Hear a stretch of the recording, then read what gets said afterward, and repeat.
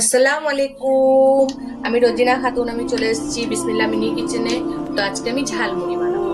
ঝালমুড়ির জন্য নিয়ে নিয়েছি মুড়ি, চানাচুর, এটা কাঁচা বাদাম, এটা আমি একটু ভেজে নেব। আর নিয়েছি নারকেল, শসা, টমেটো আর পেঁয়াজ। আর নিয়েছি একটুখানি আদা কুচি। আদা কুচিটা দিলে মুড়িটা খেতেও ভালো লাগে আর গ্যাসও হয় না। তো এখন আমি সবজিগুলো ধুয়ে নেব।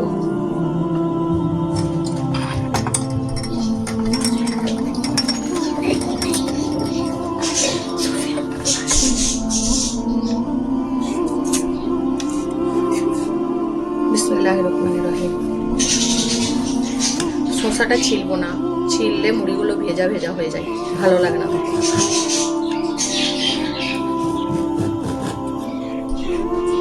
শসাটা ছিলে দিলে একদম শসা থেকে পানি বেরোবে, মুড়িগুলো একদম ভিজে যাবে, চেপা চেপা হয়ে যাবে, তখন আর খেতে ভালো লাগে না মুড়িটা।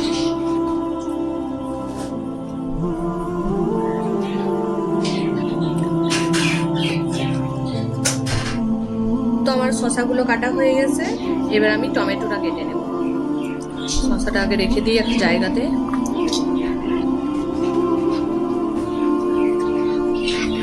এবার আমি টমেটোটা কেটে নেব। টমেটোটা এবার একটা আলাদা জায়গায় ঢেলে নিচ্ছি। এবারে আমি পেঁয়াজটা কেটে নেব।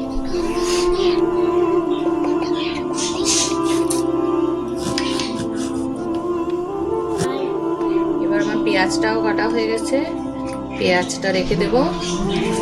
এবারে আমি নারকেলটা কেটে নেব।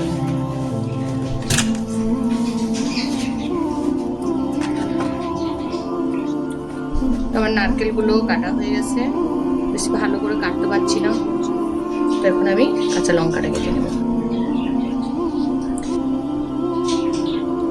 তো আমার কাঁচা লঙ্কাটাও কাটা হয়ে গেছে এখন।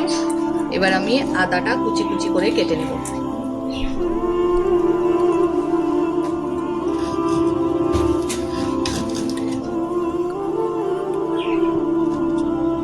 তো আমার আদা কুচিও হয়ে গেছে।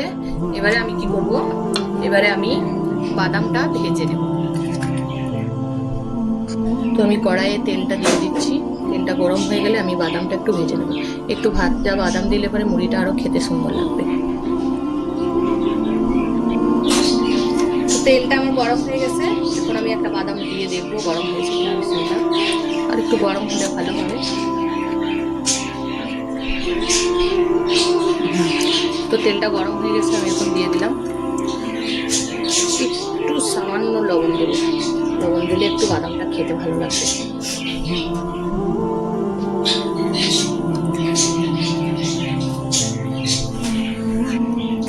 তো আমার বাদামটা ভাজা হয়ে গেছে, আমি এবার তুলে নিচ্ছি।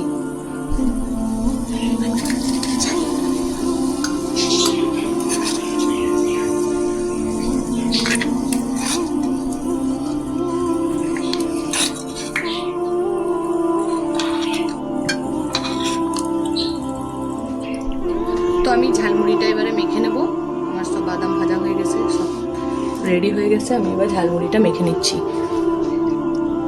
তো আমি প্রথমে একটু বাদাম ভাজা দিয়ে দিচ্ছি, বেশি দেবো না, অল্প মুড়ি, সেই জন্য অল্প বাদাম ভাজা দিচ্ছি।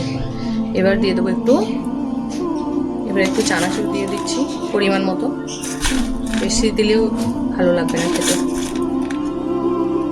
এবার আমি এবার আমি টমেটো কুচি দিয়ে দেবো একটুখানি। এবার একটু শসা কুচি দিয়ে দেবো।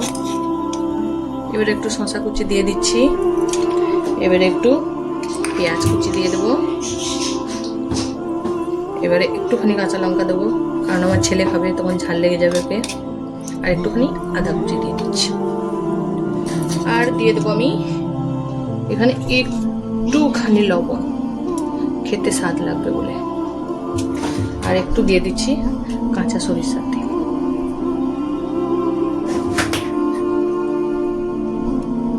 তো এগুলো এবার আমি ভালো করে মেখে নিচ্ছি।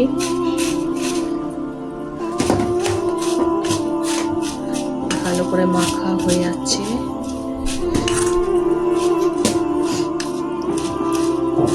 দেখুন মুড়িটা দেখতেই কত সুন্দর লাগছে, মাশাআল্লাহ খেতেও সুন্দর লাগবে।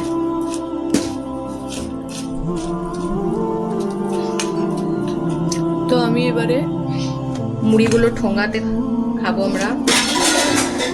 আমার ছেলেকে মুড়িটা ঠোঙাতে দেয়।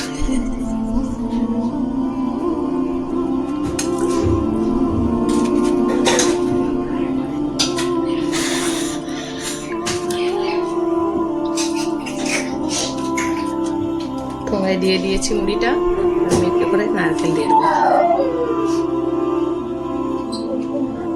তো আমার মুড়ি বানানো হয়ে গেছে, আমি সব ঠোঙায় নিয়ে নিয়েছি। এবার টেস্ট করে দেখবো এই মুড়িটা কেমন হয়েছে।